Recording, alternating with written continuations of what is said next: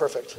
All right, so I'm Richie Weinman, and my wife and I and our son, who is on disability, built an ADU this past year. So I'm representing the three of us, and I'm not an architect, and so I'm not going to show you all these pictures of interiors and so on, but I'll show you a picture of the house from the outside in a few minutes. I'm going to talk more about some of the challenges we went through. Talk about doing smart things in the world, and I think a lot of the things we're dealing with are really stupid. But so ADUs are a challenge because although half of the Eugene population are renters, policy decisions are greatly influenced by those who are homeowners. In fact, I venture to say 99% of the people who make decisions who are on advisory committees who are elected to public office are either homeowners now or they've been homeowners, and that's the lenses that they operate. Oh, Norton, I didn't see you. Okay, so, you know, people who advocate against ADUs are generally motivated by fear, ignorance, hypocrisy, and I've experienced all of it. And I say hypocrisy because some of the most ardent opponents are in neighborhoods where there's illegal apartments all over the place, you know. And my wife's been a realtor for 30 years, and I've gone to a zillion open houses, and they're everywhere, as you probably know. Anyway, so solving our housing crisis requires almost every tool available. It's a huge crisis that we have. And ADUs are not going to be the big answer. They're going to be an element. But you know, you need a lot of little elements to make this thing work, and it's one of them. So I'm going to tell you why we built an ADU. Let's see, it might be, oops, there it is. Hold on, go back. Why we built an accessory dwelling unit, what we learned in the process, and local codes and regulations that impact design and cost. So the first thing is, what I hoped to spend would have bought me this nice Northwest Contemporary here, you know? And it's got, you know, nice windows. It's got a kind of a nice look to it, you know? I learned from our architect, Michael Soresi, back here. He did not design this one. Did you? No. This is the price point.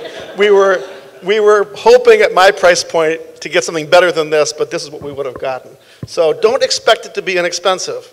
Allison talked about that. The number that she thinks she would have to spend now is pretty much what we paid. And for the amount of money we spent, we should have gotten something that looked more like this, you know? Which, of course, would not have been permitted in Eugene, by the way. And, but what we got is what we needed, and we paid a fair price given the constraints. And there it is. And it's called Proton Cottage. And it was completed and occupied in October 2018. And why the name Proton? Well, my son, who lives there, was really into the Ghostbusters when he was a kid. And the proton packs were kind of a cool thing, you know. And proton is a positive energy charge, and so that's where it comes. I'm going to come back to that picture again later, but because there's some things about it that are useful to talk about. But okay, so we have an adult son who's on SSD. He has had a lifetime of a variety of illnesses, starting with leukemia when he was 2 years old. He's one of the longest survivors in the world, maybe the longest of a 2 mismatched bone marrow transplant. So he'll be 37 years old next month. He's got a master's degree. He worked at the Market of Choice for years. A lot of people know him.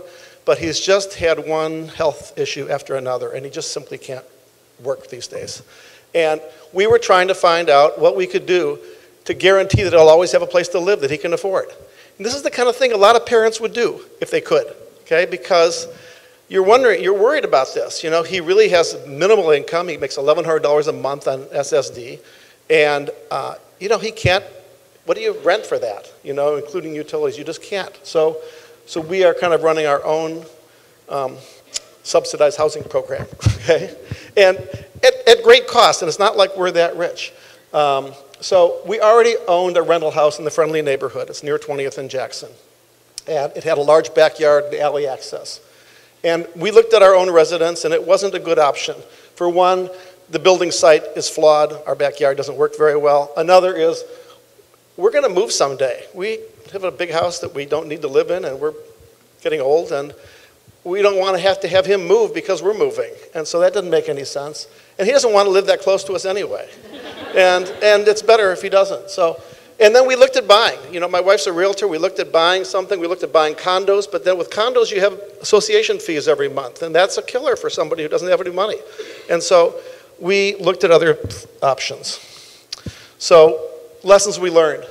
One is it's not cheap. Proton is 720 square feet. The maximum under the code is 800.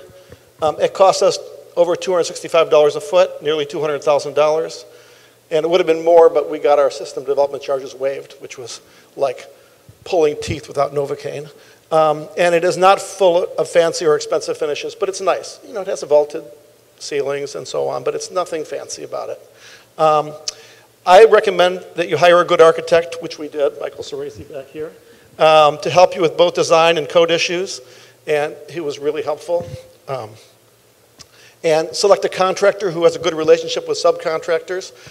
In this day and age, things are busy, and you know, finding subs is really a big problem. And they got plenty of work, and their bids are going to come in really high. And so, we used a large contractor, Miley Construction, who has great relationships with a lot of subcontractors, and we got what we paid for, and we really had a good relationship with them. And I didn't do any of it myself. Neither of us. We didn't hammer a nail anywhere. I wrote checks. And I would like to say the city staff individually are really nice people who really honestly want to be helpful. I believe that for all of them. But the regulations are a deck stacked against ADUs in this town. And each of these regulations are straws on the camel's back that make it really hard. Not just for ADUs, but for a lot of housing. So I got some examples of onerous challenges that we dealt with. First of all, system development charges are way out of scale. So we built a 720 square foot ADU. If we were to build a 1,000 square foot or a 2,000 square foot addition to the existing house, we would have paid a couple $100, maybe $300 in SDCs. But instead, our SDC bill was over $7,000, okay? And that's just for the city's SDCs. E-Webs are on top of that. Eugene Water Electric Boards are on top of that, okay? And there was height limitation issues. We just built a one-story place, but that creates the variety of issues about where to place it and so on. It cost us, it was challenging. Stormwater treatment. You know, if you have more than 1,000 square feet of impervious surface, you have to treat the stormwater on site as opposed to sending it in a pipe out to the street with the other stormwater. Now, this is a 720 square foot ADU, shouldn't be a problem. But they count the sidewalk that goes, or a driving, or a parking space, okay? So we used gravel for that until it was done, and then we paved it. You know, which is legal, because it's legal, you don't need a permit for it. But it would have been cheaper if we could have done it at the same time when they already had concrete trucks there, you know? So we had to go back and do it later, because it was crazy. I mean, it's crazy stuff, you know?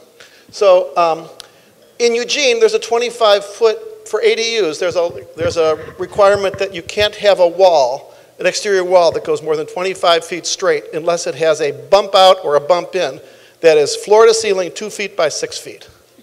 What the fuck, you know? You know? So, I mean, who makes up these cockamamie rules, you know? And that it doesn't apply to a house that you're building a house, but it applies to an ADU. So we actually had to shorten the ADU by 1.5 feet or so. Which means, you know, fundamentally, you have a TV and a couch and you don't have room for a coffee table between the two anymore. Okay, and that's what it comes down to, that kind of stuff. And you lose a kitchen cabinet that, you know, maybe it's not that big a deal, but, you know, the kitchen isn't that big to begin with. And this RADU is a living room, kitchen combination, a bedroom, a small utility room, and a bathroom. It's, you know, just what you'd expect, okay? We had to sprinkle it, interior sprinklers. Why is that? Because the law says, this fire law says, that you have to be within 150 feet. 150 feet of a fire hydrant. Well, it's 147 feet, but the hose has to wrap around the house. Now, you know that the trucks carry more than 150 feet of hose. I guarantee you they do. I know they do. What's the difference between the fire marshal and God? God is not the fire marshal. You can't. So that cost us like $7,500, put in sprinklers. You know. Undergrounding power lines. I'm going to go back to this picture.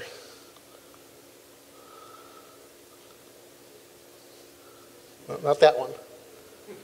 If you count them, you can count 7 overhead power lines here, okay? One of them goes from the pole right here, right in front of our house, to the existing house over there. But we had to underground this one right in here to here. Thousands of dollars. Thousands and thousands of dollars. Because we wanted to have a separate meter on this. You know, if you have the same meter on the front house, the rental house, and this house, it creates a, you don't want to do that. You know, they're separate meters. And that's the right thing to do. But, and I'm supportive, honestly. I believe we should underground power lines. But to do piecemeal in the middle of a block where you have power lines all over the place and say, we're going to pick this one and make you underground it, it's just an extra weight on your project, you know, a heavy weight, a financial weight. And then the last one, I'm going to bring out, the owner occupancy requirement. So right now in Eugene, the law says that one of the units has to be owner occupied. If you have an ADU, one of the units has to be owner occupied. Now I'm going to tell you, nobody knows what the basis of that is. There's no study that says there's something beneficial to the neighborhood. There's nothing, this is just plain redlining, okay? There's nothing other than that. There's no good science behind it. It's just that somebody had an idea once upon a time, and they were on the city council or whoever, and they passed this law and they put it out there, okay? It's a way to keep rentals out of neighborhoods. That's all that it is. Now, I can tell you in my neighborhood, the houses that are the least well-maintained are owner-occupied, and the houses that are the best maintained are rentals. And I've been living in my house for 33 years, and I know exactly who's renting and who's owning. And I live in South Eugene, and there's just no basis for this, okay? Now, there's some really good reasons that we shouldn't have our son be a property owner.